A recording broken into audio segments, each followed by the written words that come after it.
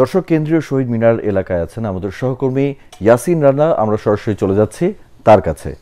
রানা, শহীদ মিনার এলাকার সার্বিক নিরাপত্তা ব্যবস্থা কেমন দেখছেন আমাদের জানাবেন কি?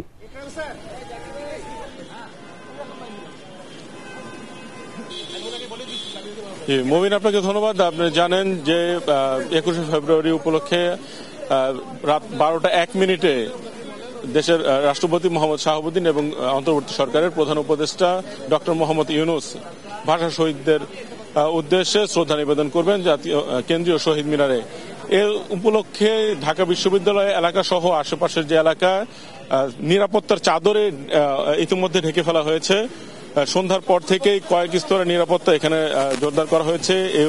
এই ঢাকা বিশ্ববিদ্যালয় এলাকাটিতে চেকিং করা ছাড়া মূলত শহীদ মিনার দিকে আসলে তেমন কাউকে ঢুকতে দেওয়া হচ্ছে না। আপনারা ইতিমধ্যে দেখতে পাচ্ছেন যে আমার পিছনে যে ব্যারিকেডটা দেওয়া আছে, এখানে শাপলা যে দোয়েল চত্বর রয়েছে, দোয়েল চত্বরের ঠিক এই পাশে যারা এখানে প্রবেশ করছেন এখানে যে মেটাল ডিটেক্টরের মাধ্যমে চেকিং করার মাধ্যমে প্রত্যেকজন আলাদা আলাদাভাবে ঢুকতে পারছেন।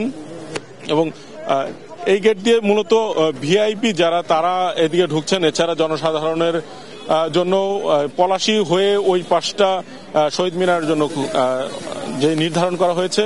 এছাড়া আপনার যে একটি বিষয় জানিয়ে রাখছি মুবিন, প্রধান উপদেষ্টা এবং রাষ্ট্রপতি শ্রদ্ধা নিবেদনের শেষে সাধারণের জন্য এই শহীদ মিনারটি উন্মুক্ত করে দেওয়া হবে শ্রদ্ধা নিবেদনের জন্য। এবং আগামীকাল যে ভোর প্রথম প্রহরেই সর্বসাধারণ এখানে শ্রদ্ধা নিবেদন করবেন, সেই প্রভাত ফেরি শুরু হবে।